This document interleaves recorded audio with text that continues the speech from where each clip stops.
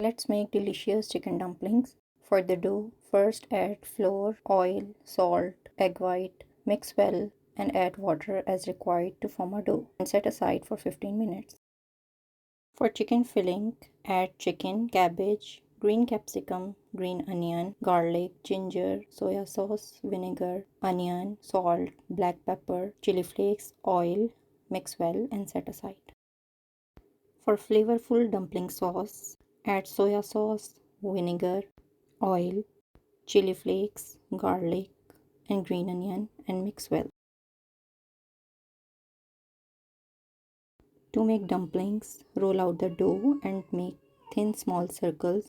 Place spoonful amount of chicken fillings in each circle and pinch to seal the edges. As we are pan frying these dumplings, so add 1 tablespoon of oil in a pan, place all the dumplings and fry until the bottom is golden brown. Then add 1 cup of water, cover and cook for 15 minutes until they are done.